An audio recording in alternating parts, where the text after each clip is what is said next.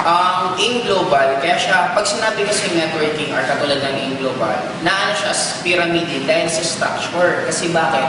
Yung i-analyze mo sa binary na income ng AIM Global, ikaw to, nag-recruit ka ng dalawa.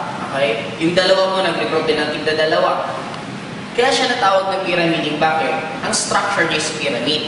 Pero kung i-analyze mo, lahat naman ng organization is pyramiding. Bakit? Sabihin mo na lang, imagine mo na lang to sa Armed Forces of the Philippines. This is the general, this is the colonel, this is the major. In short, pyramid din siya. School, principal, teacher, students. Pyramid din siya.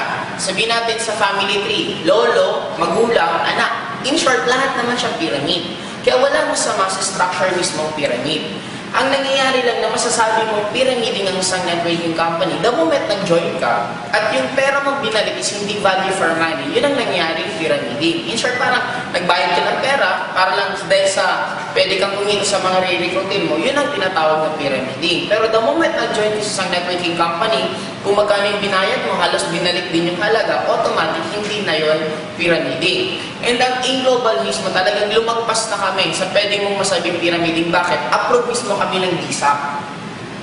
Pwede mo siyang i-search sa YouTube, Direct Selling Association of the Philippines. In short, ito yung isa na inaaralan nila sa networking company kung talagang tatagal siya at talagang maganda kung well compensated yung mga distributor, automatic pag na-aprobahan ka nito, magiging ano ka as isa sa legal mismong networking company. And good enough po, we are the second na binary na na-aprobahan mismo ng DSAP. Ang tagal, ilang buwan, pinag-aralan ng DSAP kung talagang ma-aprobahan, and automatic na-aprobahan na rin tayo. And maliban doon, ang presidente mismo ng AIM Global last year, nabigyan siya ng 2010, top 10 Entrepreneur of the Year. Kumbaga, nabigyan siya ng award ng Entrepreneur Magazine na isang pinakamagaling na entrepreneur for the 2010. Kaya ganun kaganda ang AIM Global mismo. Maliban sa aprobado ka na ng DSAP, yung may-ari pa mismo talagang isa sa... Kumbaga, may mga nag-a-approve na mismo na talaga nagpapatunay na maganda yung networking company. Hindi lang sila ang nag-claim. Kumbaga, parang sa